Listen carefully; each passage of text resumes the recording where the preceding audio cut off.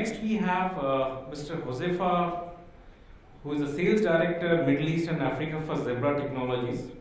He will speak on intelligent edge solutions, leverage technologies to achieve customer-centric fulfillment. Over to you, sir.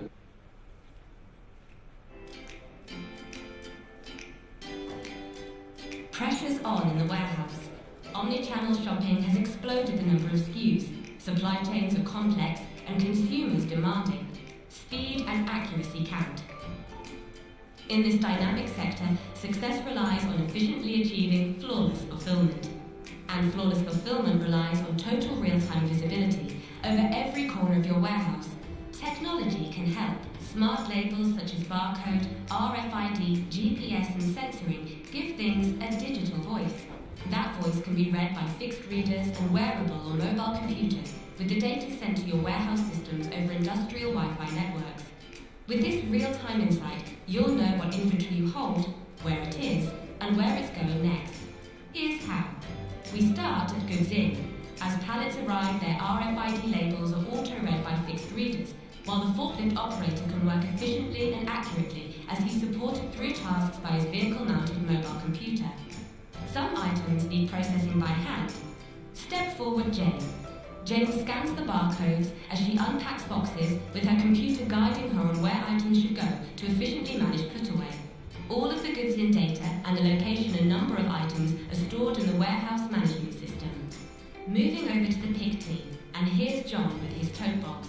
While John's a seasonal worker, his technology's got him up to speed fast and is helping him pick with flawless accuracy and super efficiency. He's using a wearable, all-touch Android mobile computer that works just like his smartphone. He receives clear voice guidance on what to pick and what route to take to cut walk time. Using his ring scanner, John scans items. His computer confirms the correct pick, the warehouse system's updated, and the dispatch team's informed that orders are on their way. At dispatch, Helen's watching order flows on her tablet.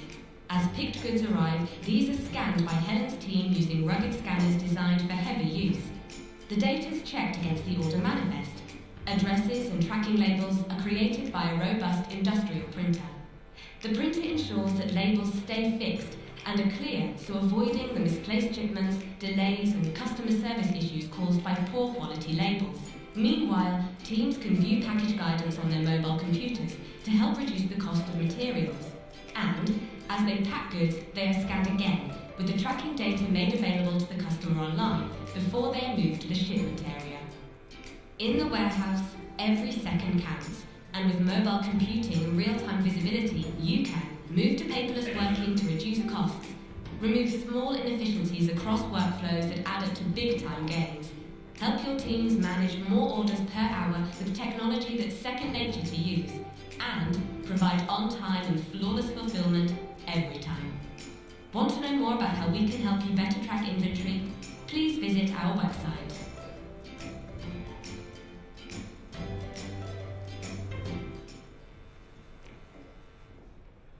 All right, so I think the video has done most of my presentation. My name is Hozefa. I'm actually looking for the clicker. Thank you. Thank you. So my name is Hozefa and I represent Zebra Technologies. It's very rare that a previous presentation automatically or a discussion leads into a follow-on presentation. I had no coordination with the panelists. I had prepared my presentation around some of the challenges that we see in this region.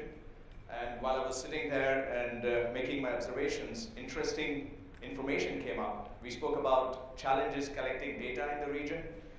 We also heard that a lot of top retailers are still using Excel-based inventory management system, which makes it extremely difficult for us to look at how do we drive customer-centric fulfillment in a technologically advanced environment where our end customers have access to information or desire access to information at their fingertips. So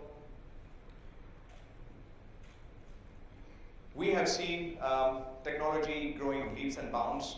There were some discussions here about how Google has shaped, Amazon has shaped shopping experiences for its customers back in US, and then we said, what is it that is needed to bring similar experiences in this region?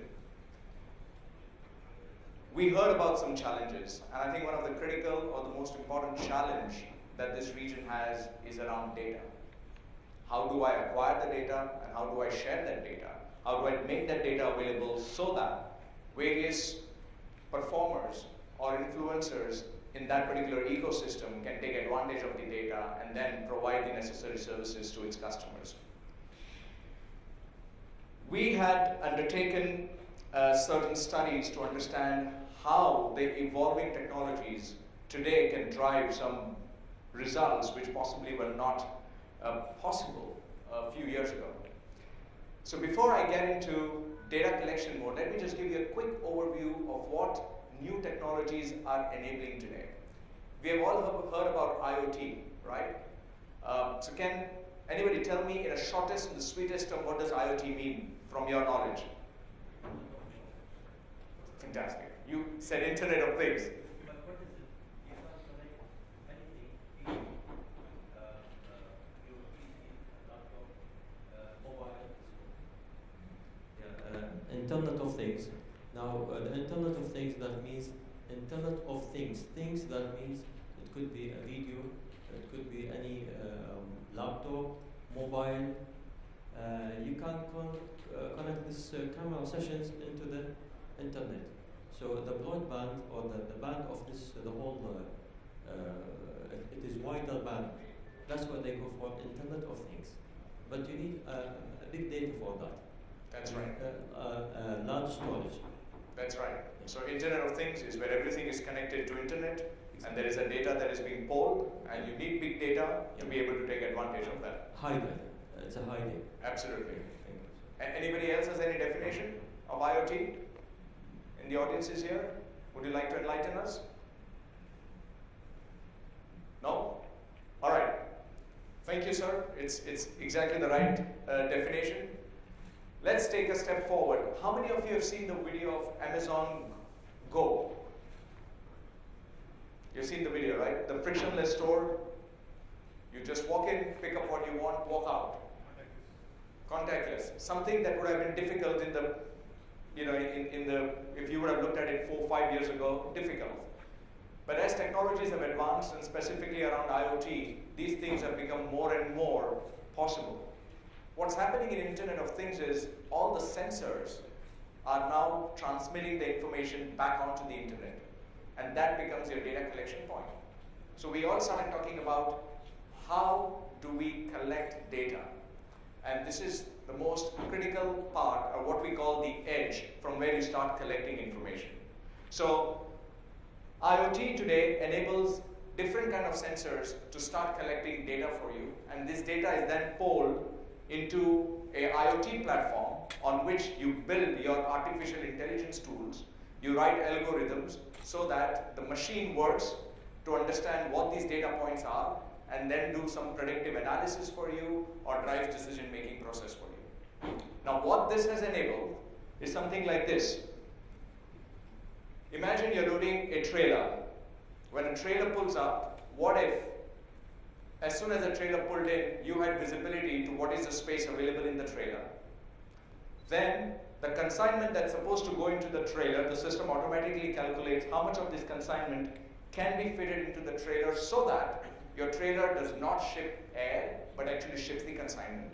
Because today, if you see most of the trailer, how do you optimize the space in the trailer is a challenge.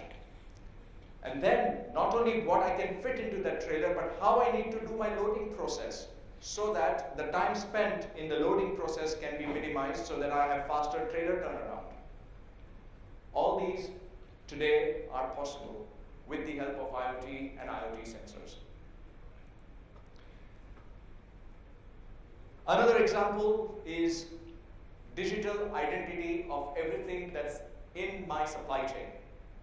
They need to have a digital identification so that how they are moved, where they are moved, that information is easily accessible to me and to my systems so that the system can connect all that information and give me insights into my operations.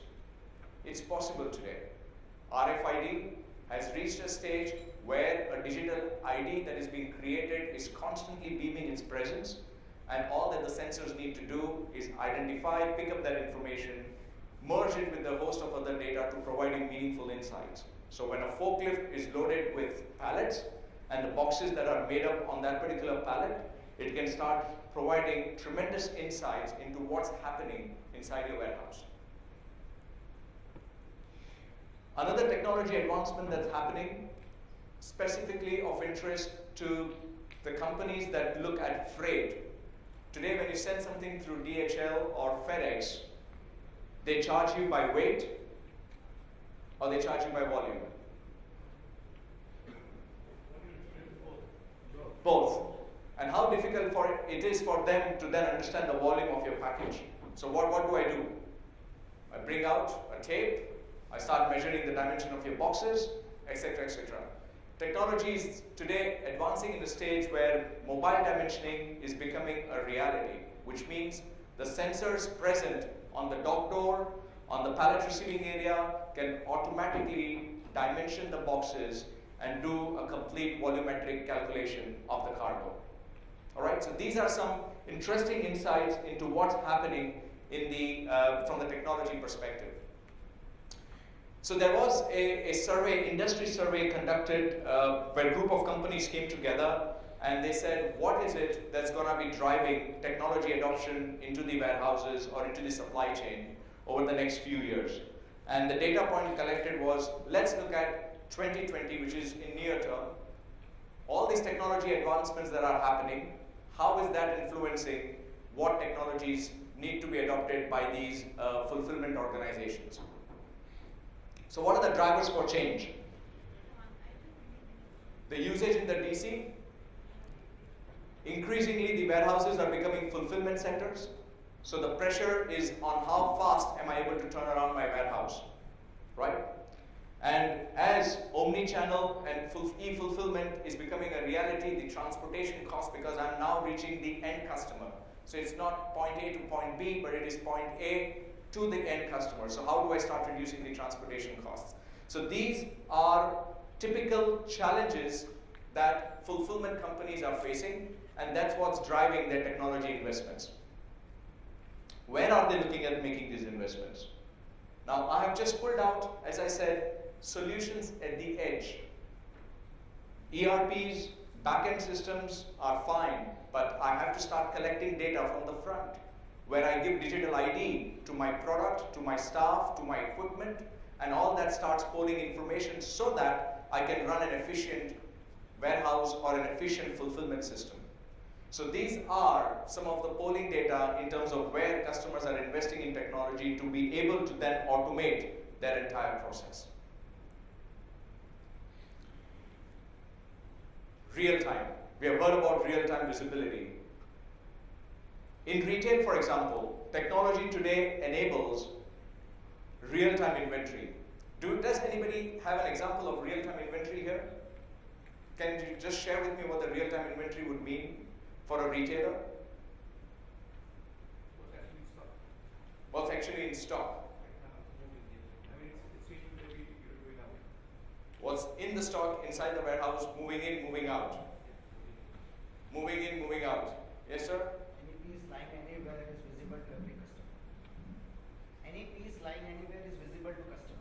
Any piece lying anywhere is visible to any customer. Okay? Plus, multi-locational, if you have multiple distribution of fulfillment centers integrated into one. Right. Very true. Yes? Perpetual inventory at any given point of time. Perpetual inventory at any given point of time. Great. I think that word perpetual is something pretty interesting. So let me just give you an example.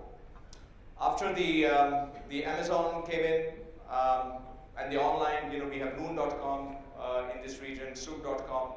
The traditional retailers felt the threat, and the threat was, what's going to happen to all my stores with all these giants coming in? And 3-4 years ago or 5 years ago, when this online industry was picking up, there was a real threat. But that threat converted itself into opportunity. So while the online retailers were looking at the massive logistics centers in order to fulfill their transaction, the traditional retailers with all these large stores started saying, hey, you know what? I don't have a central fulfillment center, but I have all these small stores all over the city, and each of these stores carries some amount of inventory. So what if I was able to convert these stores into fulfillment centers whereby instead of putting everything into a central warehouse, I'm able to use these stores to start delivering customers' orders directly to their homes. Great idea. So instead of having one distribution center, organizing logistics from it, now there is a store or a warehouse closer to your home from where an item can be shipped to your house. But that creates a challenge for these retailers, and that is, I exactly need to know what's inside that store. And traditionally, the retailers have always been doing a cycle count, an inventory count, based on what has gone in, what is my point of sale data reporting, and then reconcile these to understand what's inside the store. But let's look at it. I have placed an order. My system tells me this item is inside the store. I send somebody, a store staff, to pick up that item. He goes all over. He can't find it. System tells me item is inside the store. I have committed to my customer that I have the item inside the store, but my guy cannot find it. Why? Because the item that was placed where it had to be was removed by a customer, taken into a changing room, or had been removed and kept into some other aisle, and it is not visible anymore inside the store. So I had accurate inventory based on what's come in, what's gone out, and reconciliation, but what I don't have is real-time inventory, which is where is that item moving inside my store. So what technologies are allowing you to do today with all the sensors inside your store is actually track where is a piece of shirt that was lying on the rack, taken by the customer into the changing room and has been left by the customer in the changing room. So I still have that item inside my store, and if I need to find it, I go to the changing room and pick it up. This is what technology has enabled today in terms of real-time inventory. And these are already being deployed, or what we call perpetual inventory solutions are already being deployed by a lot of retailers around the world. So let's step out from that. We talk about the order fulfillment, and the survey identified that if people were to look at what are their metrics on which they want to judge the success of their order fulfillment, these are the metrics at which they look at. And then the challenges that they have based on what existing technologies they're using inside their warehouse, right? So these are some of the typical challenges that today, based on whatever infrastructure is deployed, are fulfillment organizations facing. New era is emerging because we have to optimize space, we have to optimize operations. Cross-docking. Cross-docking is a very recent terminology. Can anybody tell us what does cross-docking mean? It's a mobile storage, yes, right. What else? The item comes in from the seller side and goes to the buyer side. Item doesn't stay in the warehouse. Yes, that's right. Could you go on the mic if people have not heard you? That's the definition. The item doesn't stay in the distribution center. It comes from the seller side and goes to the buyer side directly. That's right. All the consolidation is done and then it goes immediately. Absolutely, absolutely. And that's what's happening. So one is I can keep investing in a massive warehouse and keep increasing my storage capacity, or I'm able to now utilize the data and the systems to drive cross-docking, which means my floor inventory is minimal. As soon as the item comes in, I need to find a way that the item goes out. So it is on-demand planning. And that has resulted into what we call cross-docking. So what this survey has actually said is that a lot of companies in this industry today are increasingly looking at how do I look at making cross-docking a reality. Okay? So where does that lead us to? All this information, what does it lead us to? It leads us to an infrastructure that is capable of being able to pull data and information back into your systems so that all the algorithms available today, all the artificial intelligence available today, all the machine-to-machine learning mechanisms available today are able to look into this data and give you a wealth of information. But the starting point is being able to collect that data from the edge. So what is it that I need to deploy at the edge to be able to collect this data back into my backend systems? All right? So this is sales talk. I will spend less than 2 minutes on this. But most important for you to understand is what is exactly this system architecture that you need to look at when you are looking at deploying an edge solution. So to deploy an edge solution, you need to have sensors that are capable of sensing information.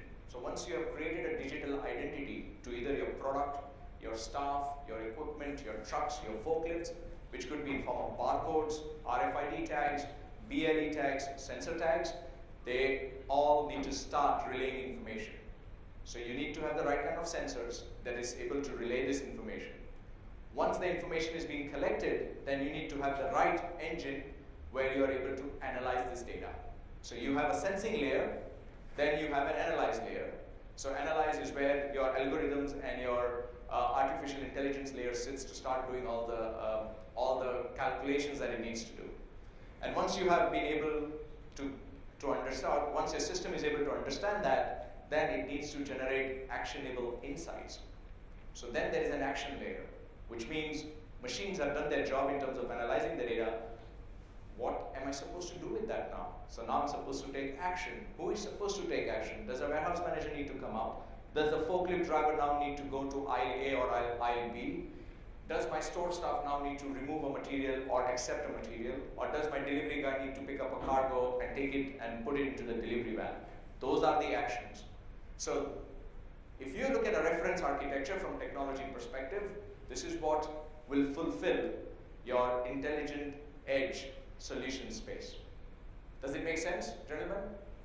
Was I too technical? Either there is to be yes or no, or you can't hear me at all. Okay. So, just talking about Zebra Technologies, that's what we do. As an organization, we provide products and solutions at the edge where we are sensing information, we're analyzing information, and then we create actionable insights around that. So that's what we help organizations globally to achieve. Some of our products are already here. If you walk outside, we have a booth. You can come and have a look at some of these sensing products or products that are able to capture information or capture data. And then obviously, if you want to have a better understanding of how AI and machine learnings are being used on the data that is pulled from these products, we'll be more than happy to have a discussion with you. So, gentlemen, that's all from my side. Any questions? No? I think I did a good job then. I think you've understood everything. Thank you very much. I have a question for you, Hozefa. Small e-commerce businesses or startups who primarily work with third-party logistics service providers or external channel partners. Now, you know, as a promoter, as the owner of the business, you would want to have all of this. But sometimes when you're working with cost constraints or even you're working with partners, enforcing this becomes a challenge at times. What do you say is what is the best practice? How do people align my wish list versus the partners? Right. So that one way is they encourage him to make that investment on your behalf, and you. Right. So I will answer that. The answer is in two parts. First is, what we are seeing as these technologies are coming in, that it's more of an operator model that's coming in. So if I need to now, if I'm a small business and I want to start all of this, do I actually own all this, or can you come in, set it up for me, and run it for me on a OPEX model, for example? So I pay a monthly fee. You have mounted all this infrastructure for me, and you are charging me for the data that I take from you. So that's the model that is coming in, which means the capex, the cost to make these investments has come down dramatically. All that you are concerned about is I need reliable data. So what we are seeing, an emerging trend, is increasingly companies are going and talking about how do I make the data available to you, and you pay me only for the data that you pull from the systems, right? But as we know, in this market, because a lot of companies are still closed, data is dear to everybody, and data is not being shared, that trend is still not really picking up, and what we are seeing is companies are making investments, but they are making investments in form of a capex, because then it becomes their own hosted infrastructure rather than a shared infrastructure. So that's the trend that we are seeing in this region. Yeah. Okay. All right. Thank you all.